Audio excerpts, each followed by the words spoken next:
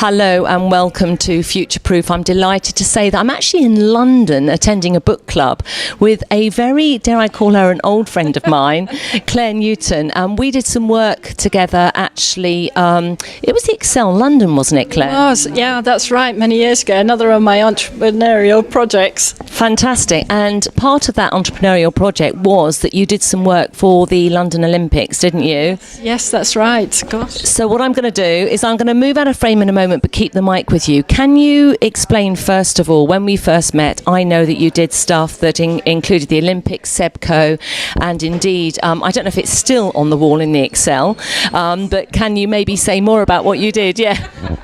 I thought it was Jump for London, but no, there's a massive great sort of 40-foot installation there. I know, now you created that, didn't you? Yes, I did. It was on the back of Jump for London, and Excel were really brilliant. They gave me an opportunity, here's little artist in the middle of London, fighting off these Goliath of architects who come in with great big blobby sort of concrete things. And I sort of come in with a really slick thing that kind of marries up with the space a lot better.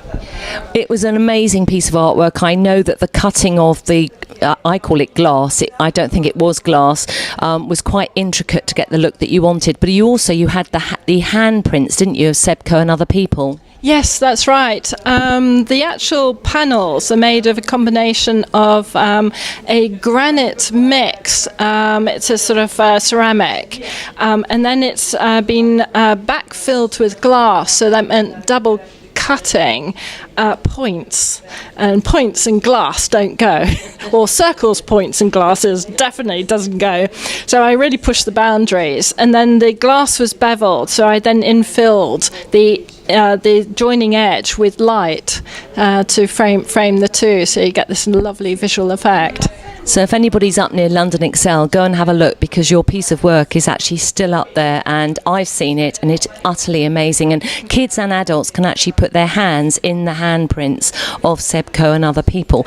But we are here at your book club in London, and the television programme is about future proofing, and I've interviewed a number of people, but I'm ever so interested in the creative mind. Could you tell me, what does the future look like for people in your world, the creative mind, the authors? How do they see the future? It's really interesting. I've started my sort of next project, which is an independent publishing house, which came out of a problem where a publisher messed up my book, and I ended up carrying them.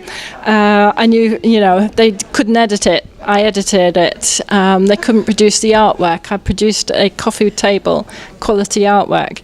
So out of that, I set up Happy London Press, and it's a real eye-opener. I found the publishing industry is split between the traditional big companies, the Penguins and Random House, and the independent authors who, in effect, they weren't selected. They're all people who are been rejected by these big companies, and they said, well, actually, just like me, why should we put up with this? We are talented, we're not the great name that sort of all these big companies want to apply, but we are talented.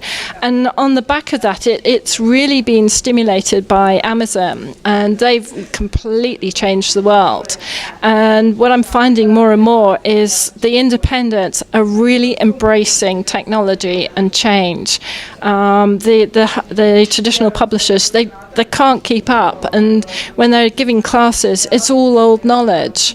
I went to a cutting edge social media thing, and now I'm finding that Facebook and Twitter, we can't grow our audiences organically anymore. We have to find another way, and they want to monetize it. So it's no more freebies anymore. So as an independent, we have to think laterally and broader. We have to embrace it, and looking at our bit of the niche market, we're far more likely to embrace change.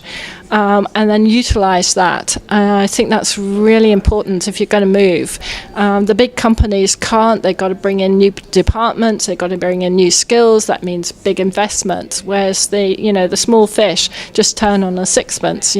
For me, I just got to put on another hat and go, oh my God, right, where are all the YouTube training sessions? You said you went to a cutting edge presentation yesterday, and I know that you mentioned that in this presentation they were saying that Facebook and Twitter were all amalgamating, and that also they were forcing monetizing or something. What did the guy mean when he was speaking to you?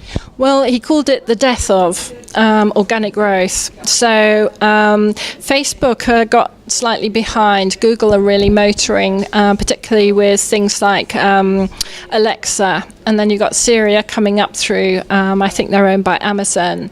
Amazon are a big leader within the purchasing world, whereas Google is more into the searching and the advertising.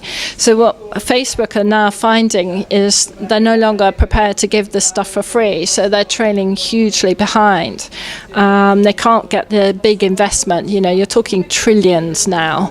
And so what they're going to do is they've been slowly picking apart Hootsuite, so you can no longer put great big blocks of your tweets and post them for the week because they won't accept them. You can put individual ones, so it ends up being very labor intensive. And of course that makes it much harder to keep things going. And what they're trying to do is take out system elements within these programs that prevent you from doing mass marketing things, basically because the big boys have ruined it for us. And in order to counter all this stuff and try and make the trillions that Google are, they're saying, well, if you want to get your organic growth, you're going to have to pay for it, through advertising. So I think what he was saying is that punters will basically vote with their feet then, so they won't respond to the forced purchase, or most of them won't, and they'll vote with their feet. What does that mean for your world? Because you do use these platforms, your world uses the platforms a lot to promote publications. What does that mean now for your world? It can go a number of ways. So you mentioned people can vote with their feet, but unfortunately the whole world is so reliant on these big trio or four or so platforms. It won't make any difference at all.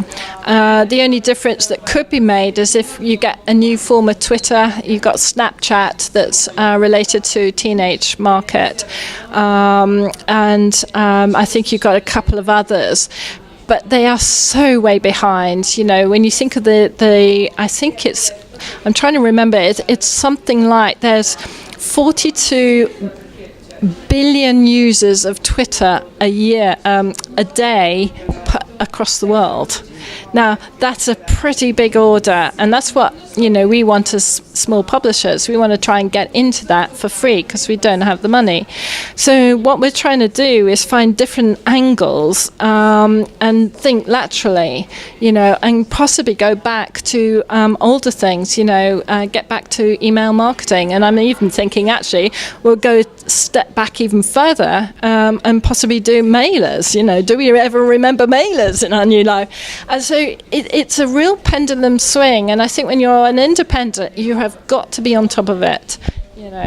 Definitely. And if you would, Claire, do stay with me, because what I'd like to do is pick up and maybe see how we can advise people in your industry as well, but also youngsters. I'm passionate about education.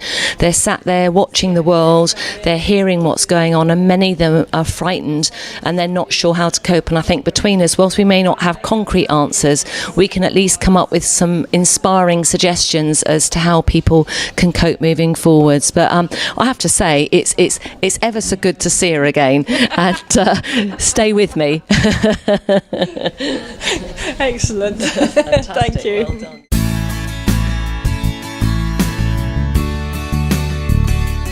EQ, emotional quotient, is better known as emotional intelligence. It is a tangible tool that can sit alongside your services or your product, and it can be taught. Leaders with high EQ have less stress, they're more effective, and they earn more money. There's a great saying, just because we have pains, it does not give us permission to be a pain. I believe that teaching emotional intelligence has a direct impact on your sense of success and your net profits. EQ will empower you and your workforce to drive the change that you want. Change brings transition.